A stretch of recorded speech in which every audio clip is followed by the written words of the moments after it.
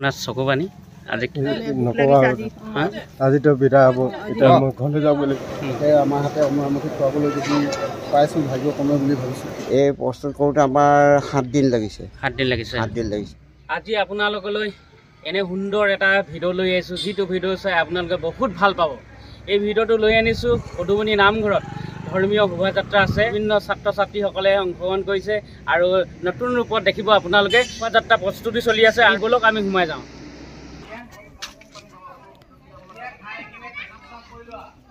শোভাযাত্ৰাৰ প্ৰস্তুতি চলি আছে আপোনালোকে দেখিছে এয়া চব আমাৰ বৈষ্ণৱসকল বহি আছে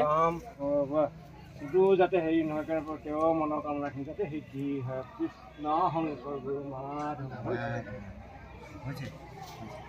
আপোনাৰ চকু পানী আজি নকবা আজিতো বিদায় হ'ব এতিয়া মই ঘৰলৈ যাব লাগিব কাৰণ কেলৈ এতিয়া মাটি নিচিনা এতিয়া হেৰি কৰিবলগীয়া হৈছে সেৱা ধৰিবলগীয়া হৈছে এতিয়া ডাঙৰ দীঘল আগতে এখেতসকলে আমাক পোপলা কৰিলে কাৰণ কেলৈ আমি ভাগৱতৰ কাৰণে এতিয়া আমি য'ত লৈ দৌৰিম লাগিলে আমাক টকা পইচা নালাগে মই সেইটো মই কৈছোঁ ঘৰতো মই কৈছোঁ মোক ভাগৱতৰ কাৰণে মোক টকা পইচা নালাগে এইজন হ'লে কীৰ্তি হাজৰিকা আমাৰ নগাজান গাঁৱৰ আজি 2 বছৰ ধৰি ভাগৱতৰ যিকোনো কামত বনাই থাকে আৰু নগাজানতো শোভাযাত্ৰাৰ কাৰণে সুন্দৰ প্ৰস্তুতি কৰিছিলে আৰু আজি এই পদুমণি বৰনামঘৰত প্ৰস্তুতি ভাগৱতৰ নমস্কাৰ হয় নমস্কাৰ হৈছে আৰু সেইটো ৰাইজৰ চকুৱে ক'ব আৰু বৰ্তমান ভাগৱতৰ যিখিনি মহাৰথ বনোৱা হৈছে ইয়াত অনেকখিনি ভুলগুটি ৰৈ যাব পাৰে এই ৰৈ যোৱাখিনি আপোনাৰ হবে ভুলখিনি পেলাই মানে শুদ্ধখিনি আপোনালোকে বাছি ল'ব এইটোৰো মৎস্য ৰূপ হয় কিমান দিন লাগিলে এইটো প্ৰস্তুত কৰোঁতে এই প্ৰস্তুত কৰোঁতে আমাৰ 7 দিন লাগিছে 7 দিন লাগিছে টংকেশ্বৰ হাজৰিকা নগাজান গাঁৱৰ নমস্কাৰ দেই প্ৰভু কেনেকুৱা লাগিছে কাম কৰি তেনেকৈ ভাল লাগিছে বাৰু তাৰপিছতে আপোনাৰ এতিয়া অভিজ্ঞতা চাই মানে দুবাৰ হৈছে ভাগৱতৰ আৰু এজন চিনাকি কৰি দিছোঁ আপোনাৰ নামটো জনাব দেৱজিৎ গগৈ মোৰ নাম ঘৰ ক'ৰ আপোনাৰ ৰূপাই বাবা কেনেকুৱা লাগিছে ভাল লাগিছে এই ৰূপ দিব পাৰিছোঁ এইখিনি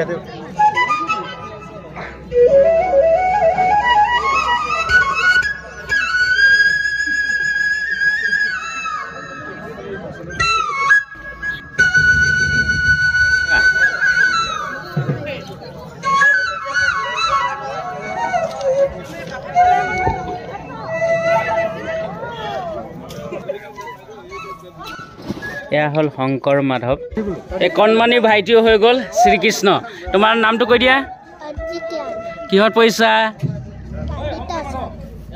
তুমি ডাঙৰ হ'লে ভাও কৰিবা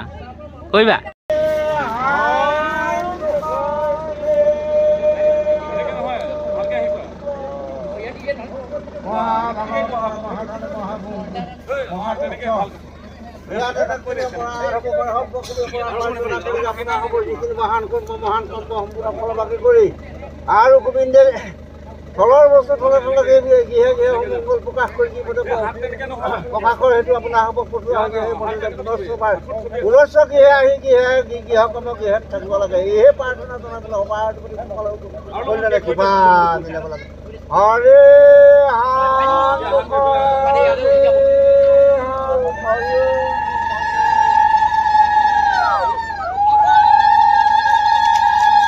এয়া শোভাযাত্ৰাৰ প্ৰস্তুতিৰ কাৰণে ওলাই আহিছে মৎস্য এইফালে ওপৰফালে দেখিছে ব্ৰহ্মা বিষ্ণু মহেশ্বৰ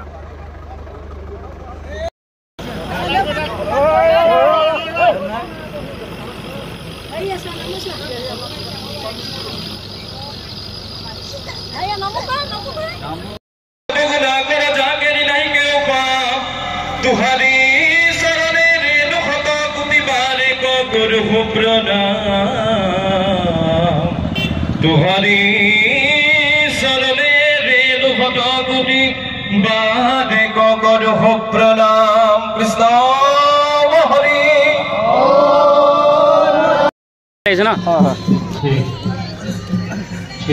অগণ নাইচ বিভিন্ন প্ৰান্তৰ পৰা আহিছে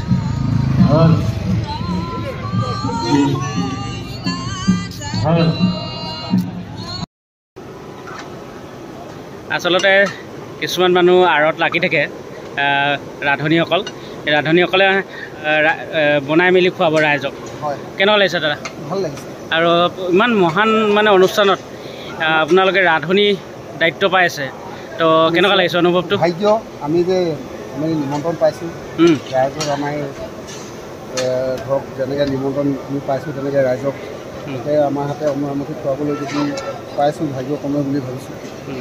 আপোনালোকে কিমান দিন মানে খাদ্য বনাই থাকিব লাগিব? আমি বৰ্তমান এতিয়া আমাৰ 10 তাৰিখলৈকে আমাক যিটো সেইটো টাইম দিছে 10 তাৰিখলৈকে বনাম। কিমানজন আছে? আমি বৰ্তমান এতিয়া 6জন আছোঁ। 6জন। পৰ্ব ভালনে? এফালে শোভাযাত্ৰাৰ কাৰণে মানে প্ৰস্তুতি চলাই আছে। এনে চব বইল হ'ব নহয় জানো? 7 দিন বইল। 7 দিন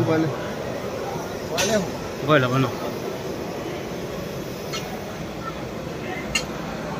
যিহেতু 7 দিন ভাগৱতৰ পাঠ আৰু ব্যাখ্যা অনুষ্ঠান চলিব, তাত মানে সপ্তাহজোৰা একেথকৈ মানে ৰান্ধনি হিচাপে থাকিব, বহুত কষ্টকৰ। এইবিলাক মানুহ মানে আন্ধাৰত লুকাই থাকে, মানে আঁৰত থাকে। তো মই দেখাই দিছোঁ, বহুত কষ্ট কৰে। চাওকচোন নিশা কেইটা বজালৈকে এইটো কাম চলিব? 9টা বজালৈকে। চাওকচোন নিশা 9টা বজালৈকে কাম চলিব। তো ভাগ্য মানে ভক্তসকলক মানে খুৱাই বুৱাই পঠিয়াবলৈ মানে আপোনালোকে সন্তুষ্ট হৈ যাব ন, আৰু কপাল লাগিব এনেকুৱা ইমান বৃহৎ এটা অনুষ্ঠানত আপোনালোকে ৰান্ধনি হ'ব পাৰিছে ন। কোনখন নাম পাৰিছে? মই এই আতিথ্যই হয় বৰ নামঘৰ। আপুনি কোন নামঘৰ পৰা আহিছে? বজানলি তামুলিকা। হয়। আপুনি প্ৰভু আপুনি কোন নামঘৰ পৰা আহিছে? মই বজালনি সোণোৱাল নামঘৰৰ পৰা আহিছে ন? এইফালে এজন লগ পাইছোঁ। আপুনি ক'ত প্ৰভু কোন নামঘৰ পৰা আহিছে আপুনি? ইমান দূৰৰ পৰা আহি পিনে আপোনালোকে খানাত মানে প্ৰস্তুত সৌভাগ্য হৈছে নহয় জানো? অঁ লাগি থাকক। ইতিমধ্যে মানে হৈ গৈছে সম্পূৰ্ণ বইল হ'ব।